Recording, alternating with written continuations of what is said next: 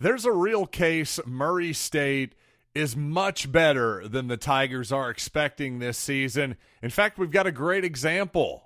You only have to go back to the opener of last year. So let's talk about all that and more right now on Locked On Mizzou.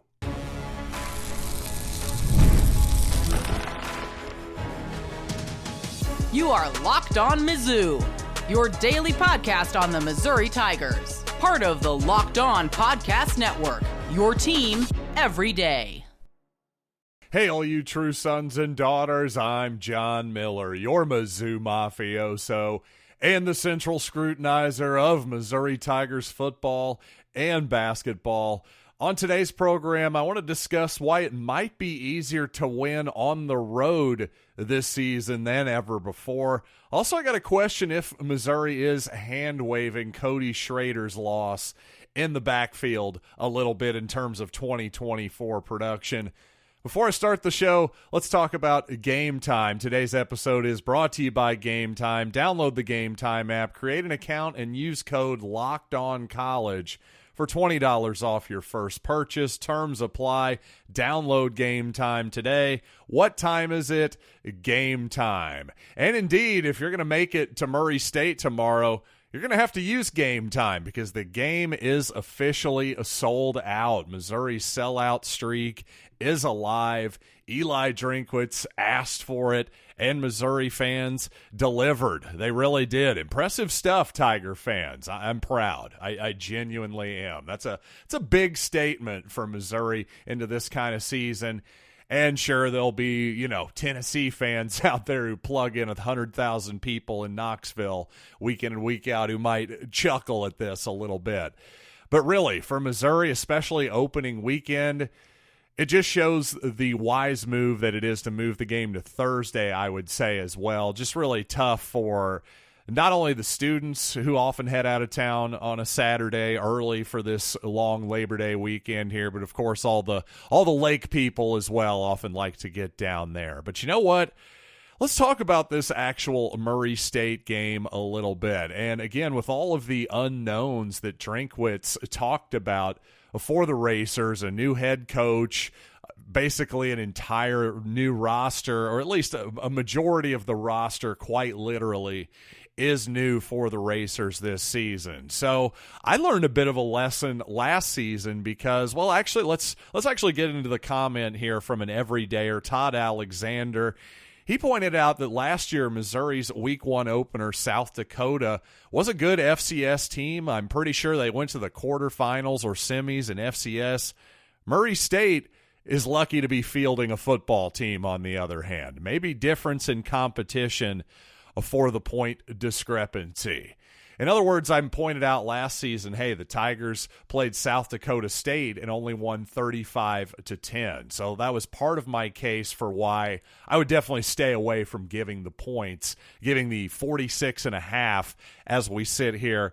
Actually, 47.5 now. The line is back up as I look here at FanDuel Sportsbook. So regardless, I'm not giving either one of those totals for Missouri here. That's just too many points. But you know what? I was going to respond to Todd Alexander and say, you know what? I actually think you're thinking of South Dakota State, who won the national championship last year and is the preseason number 1 in FCS football. But in fact, my listener Todd was exactly right. South Dakota had a good season last year and are preseason number 5 currently in the FCS poll, which genuinely came out of nowhere. And that's something that may happen a lot more in FCS football these days. If you think that, well, rosters at the FBS level, at the Power 4 level have become transient, well, apparently that's nothing compared to FCS, and the ability to follow all of those rosters and all that good stuff, it's definitely a lot harder than it used to be. Frankly, I have to update my script a little bit because I was saying, hey, South Dakota last year, not South Dakota State, South Dakota, a team that had 0 votes in the FCS poll coming into last season, I just completely wrote them off and assumed, oh, this will be a massive blowout. Well, that didn't exactly end up being the case for multiple different reasons. So again, to my real point here, I think Missouri obviously rolls against Murray State. I don't think there's going to be a big issue here. But you never know. Missouri State could be a more quality FCS team than we're aware of, or they could be quite a bit worse, too. I think the unknowns, Eli Drinkwitz, if anything, undersold how much of an unknown this roster truly is. And while I am officially nervous now, we're a day before the season, I'm officially nervous for Missouri football. I'm certainly not nervous for the Murray State game, of course, but for the rest of the season. And all I know is this is my final episode of the offseason. We've made it, folks. I absolutely cannot wait.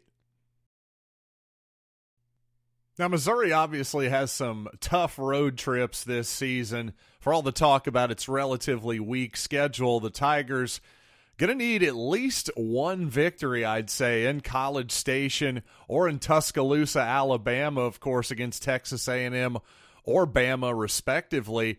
And what I'm starting to wonder is maybe it's going to be a little bit easier for teams, including Missouri, of course, to win on the road in 2024, because now guys can look, instead of looking at the sidelines for the call on offense and on defense, by the way, well, they have little walkie-talkies in their headset, the green dot on the back of the helmet, much like you see in the NFL each and every week. Of course, Nick Bolton on defense usually has the green dot as the middle linebacker for the Kansas City Chiefs. Chuck Hicks seems to be the designated walkie-talkie guy on defense right now, and naturally, as you expect, the quarterback is your green dot guy 100% of the time offensively.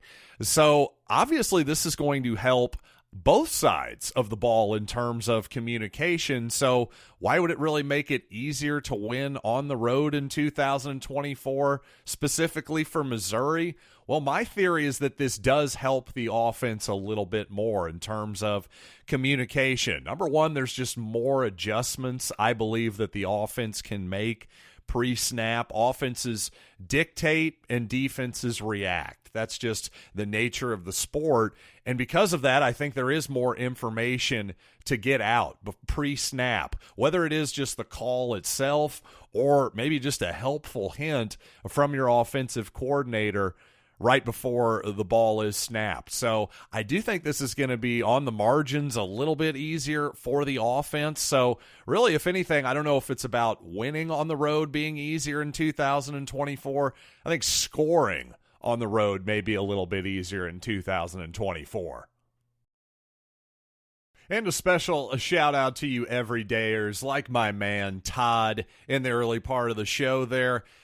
And I have to say, if you are an everydayer, you've probably heard me ad nauseum talk the last couple years about how I believe Ennis Rakestraw and Chris Abrams-Drain were the real keys to the success of the Missouri defense the past couple seasons under Blake Baker and Eli Drinkwitz. Well, last week, just in case you thought I was hammering that point a little too hard, or maybe you disagreed with me, Drinkwitz himself told the media his biggest concern for this season, you guessed it, replacing two NFL quality cornerbacks. So I may have been on to something there. But you know what? I can't congratulate myself just yet in terms of thinking Missouri's running game is going to be okay. I think we'll be okay at the running back position this year. Not saying we'll be as good as we were last season with Cody Schrader, but I think a lot of people are starting to go, wait a second here. Cody Schrader led the SEC in rushing by an actually pretty huge margin, really, by about 450 yards or so. So how can we just assume that the Missouri running game is going to be okay? Am I just ignoring this particular variable? Well, I'll tell you why Schrader is not one of my biggest concerns personally. Coming up here in just a little bit. But as I said before, with the Missouri-Murray State game sold out, you're going to have to go to Gametime to get your tickets. But the good news is plenty of amazing deals with Gametime. And Gametime has a new feature called Gametime Picks that makes it easier to get tickets for your favorite live event. Gametime Picks filters out the fluff to show you only the incredible deals on great seats. You don't have to waste time searching through thousands and thousands of tickets. For example, I just pulled up some great tickets, a great value right now. Section 124 for the game tomorrow, row 63, just $24 all in. That includes fees and everything else. Just be sure to toggle that all-in pricing option. All you got to do is take the guesswork out of buying tickets with Gametime. Download the Gametime app, create an account, and use code LOCKEDONCollege for $20 off your first purchase. Terms apply. Again, create an account and redeem code LOCKEDONCOLLEGE for $20 off. Download Gametime today. What time is it? Game time. And you've heard me talk a ton about FanDuel, America's #1 sportsbook. Well, I've got a different kind of deal for you. Now through September 22nd, all FanDuel customers can bet $5 and get a 3-week free trial of NFL Sunday Ticket from YouTube and YouTube TV. Then, with a YouTube TV base plan, you'll be able to watch every regular season Sunday afternoon out-of-market game. All you need is a Google account and a current form of payment, and you can cancel at any time. And by the way, if you're going to be playing Missouri-Murray State, I've said stay off of the spread. If there's anything I would endorse, though, not full-throatedly, to be honest with you, I don't feel that strong about this, but I could see going the under 57.5. That's more of a gut feeling and a general bias for me towards the under than anything. But again, regardless of what you're into, you got to visit FanDuel.com/lockedon to download America's #1 sportsbook. College football is back, and it's officially back for Missouri fans tomorrow, but there's still plenty of time to catch up with the Locked On College football previews of the SEC, ACC, Big Ten, and Big 12. This is the kind of stuff that Locked On is the best at. Check it out, Locked On College Football Podcast, part of the Locked On Podcast Network, your team every day. And I almost feel bad about assuming too much about Cody Schrader. I really do, because obviously Schrader, one of the great Tigers of all time, certainly in recent history. The guy was sixth or seventh in the Heisman Trophy voting, had over 1,600 yards rushing in the SEC. By the way, nobody else last year had 1,200. He had more than 1,600. Nobody else in the Southeastern Conference got to 1,200. So yeah, that's a pretty doggone productive season for a guy who used to play at Truman State and was a walk-on for the Tigers. It's worth being said for the millionth time. It really is. But when you take a little bit closer look under the hood at Cody Schrader, well, first of all, you have to wonder if he's so great, if he was the best running back in the SEC, as I've seen some people in my comments say. Certainly he was the leading rusher in the SEC. That's just a fact. But is he the best running back in the SEC? Well, that's a subjective opinion, of course. And certainly there's 32 subjective opinions in the NFL as well. But I will say this, Cody Schrader was waived earlier this week by the San Francisco 49ers in probably about as good of a spot as I think he was going to be in. However, I will say this, he found another spot with the Los Angeles Rams, who also fit, to me, his talents. The outside zone type running scheme. From the beginning, I actually pointed to San Francisco and Los Angeles and the Kansas City Chiefs, by the way, as teams that fit Schrader's running style. And by the way, the fact that he didn't clear waivers and returned to San Francisco as a practice squad player, well, that's actually a good sign. That shows that he was more in demand by more teams than just San Francisco, obviously. So that is a good sign, hopefully, for Schrader's future. But again, with all that out of the way, you take a little bit closer of a look under the hood, you look at his advanced running statistics, and quite simply, his broken tackle percentage compared to the rest of the runners in the SEC was below average. His yards after contact were below average. And those are running back stats. Those are stats you give to the running back. And I'd also point out that his yards before contact were well above average, among the best in the league, which is not a knock on Cody Schrader, by the way. It's just simply a credit to his offensive line and the scheme and the offense in general. But I also think it's really good context as well.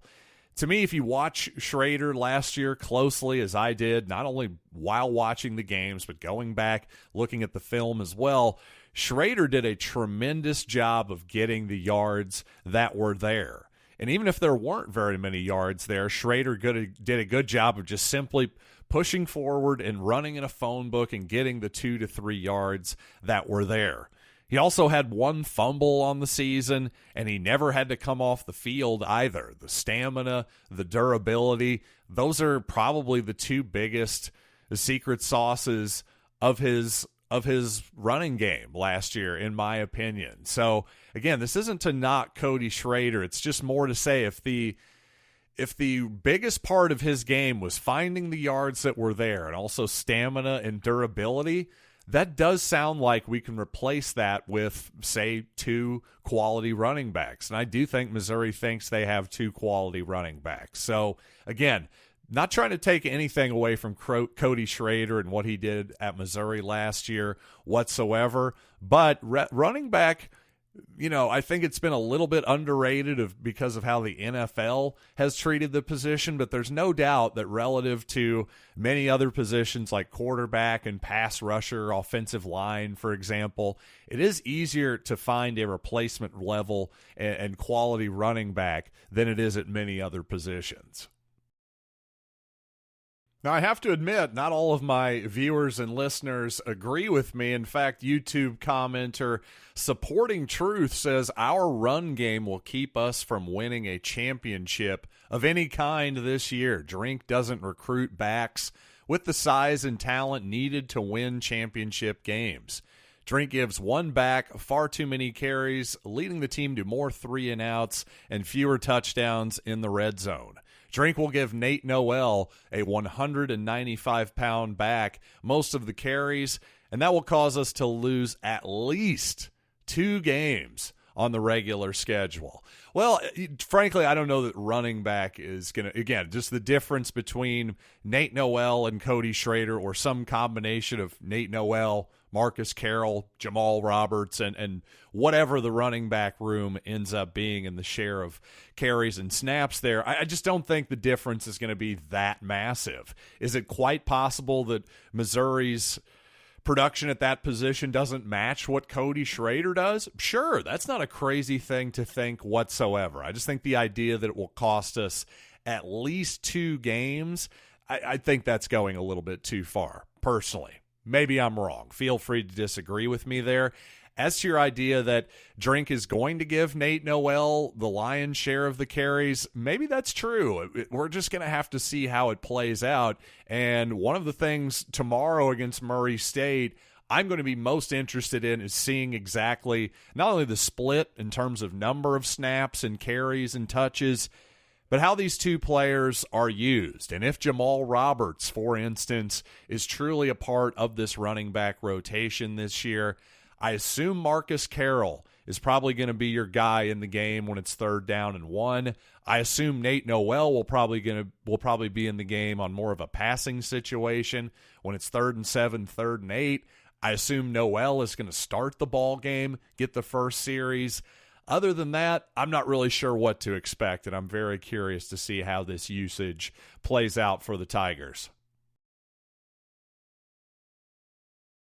And it wouldn't be Missouri game week without a uniform reveal, so you know what that means. It's time for another rip-roaring edition of Project Run Play, the greatest uniform segment in the history of Missouri football, if I do say so myself. So I got to talk about the get-ups, and also I want to take a little bit of the temperature from some of the programs on the Missouri schedule. Been meeting up with my fellow Locked On hosts lately. I'm getting a little bit of an idea on how some of those fan bases are feeling. So let's talk about that here coming up.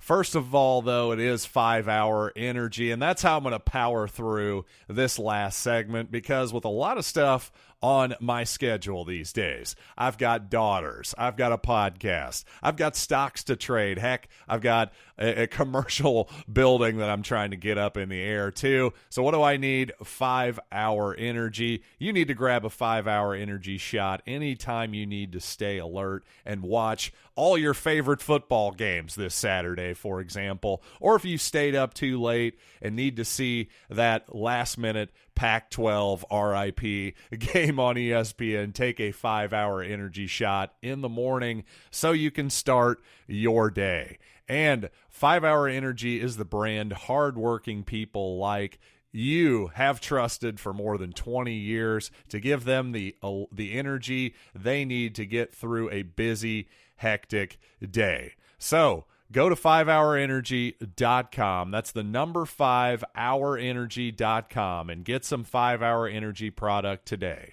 You can use my promo code LOCKEDONCFB to receive 20% off your order. This offer is only valid until September 30th on one order and cannot be used with other promotions.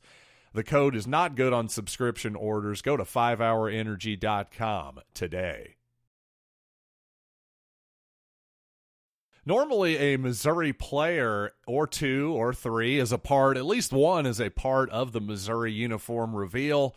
But yesterday, number 0, a nameless and faceless number 0, got on top of a horse for Missouri's uniform reveal. So I got to assume that was a stunt man for this particular case. Eli Drinkwitz taking no chances with his roster getting on a large animal. Probably for the best, to be honest with you. But the uniforms revealed were the all-black get-ups, and most notably here, of course, well, the helmets, the Power Tiger inside the oval, that version. Well, really the most notable thing, as forecasted, as sort of telegraphed by the NCAA video game, College Football 25, I should say, no pants, no stripes on the black pants this year, much like the white pants last year for the LSU game. No stripes on said pants this season. And I got to say, I like it. I think it's a clean look. I'm okay with it. Makes it a little bit less busy. Again, I understand there's going to be a lot of disagreement with here, but maybe not as much disagreement as I saw with, for example, listener Sean Kurtz, who said, I just want back those 2013, 2014 helmets and pants. Both of those were so good, especially the Power Tiger logo. So a lot of people agree with Sean. I got to imagine most of them are probably people in their 20s and 30s having nostalgia for that particular era. Heck, I'm in my 40s. I've got nostalgia for that particular era as well. I totally get it. But I will say the one thing I don't have nostalgia for, as others pointed out in the comments, I'm glad that the anthracite era of Missouri basketball and football uniforms is over. In other words, the gray that was sort of shoehorned into Missouri's color scheme a few years ago, I'm glad we're moving beyond that, because in particular, the anthracite or gray shoulder pads that Missouri had on their white road uniforms. Remember, when you see Missouri's highlights of beating Georgia back in 2013, well, those gray shoulder pads definitely stick out like a sore thumb. So, again, if you missed my show yesterday, I'm all for bringing back those 13-14 era jerseys, the big Power, the big Tiger logo, all that good stuff. I think it's good for a one-off. It's just not something I would go back to. Sort of like how I loved the 97, 98 era Larry Smith, Corby Jones. I love that era of Mizzou football uniforms too, but I don't think they really fit in 2024, quite honestly. Again, bring them back for a one-off. I think that'd be really cool. But as your weekly get-ups, I think they're probably best left in the times they came from. Now, tomorrow in your Locked On Mizzou feed, I do believe, correct me if I'm wrong here, if this ends up being wrong, but I'm 99% sure, and on Thursday in your feed, you're going to have an episode including me, but it's going to be a lot of different coaches in the SEC. Hopefully this is going to become a weekly thing here. In fact, that is indeed the plan here on the Locked On Network. But this has given me a good opportunity to get a little bit of the temperature of some of my fellow hosts, figure out where I think those fan bases' expectations are. And of course, this time of year, for the most part, fans like me are optimistic. And, Zach Blackerby over at Locked On Auburn, Missouri's opponent for homecoming, well, quite honestly, he's about the only one who is optimistic, at least truly optimistic about Auburn right now. I don't know that Zach has the Tigers beating our Tigers in Columbia. I don't know that he's quite that optimistic. He does have Auburn going 8-4, though I have to say a lot of mockery was coming Zach's way for that particular prediction. Based on what I've heard, I still think Auburn's probably a year away from really making some noise in the Hugh Freeze era. Now, of course, with the Alabama Crimson Tide, I think there's a lot of confidence the Tide are going to be really good offensively once again. Defensively, I think that's where most of your question marks are, which has not really been the case other than perhaps maybe last season, really, under Nick Saban. So an interesting turn there for Alabama. As for Arkansas, we're basically looking for a new Arkansas coach already. John Neighbors is doing it. That's all he talks about is who's the next Arkansas guy going to be? Is it going to be Barry Odom? That was his big prediction. So who the heck knows there? Again, those are probably the most pertinent observations I can make so far, other than also the Texas and Oklahoma coaches. They're very much, they look giddy at this point. They're very much in the glow of, oh my God, I'm not only looking forward to another football season, but there is something really special and just unique. As somebody who's been through it before, Missouri fans know it well if you were old enough to remember at the time, of course, when Missouri entered its first season of SEC football, played its first SEC game.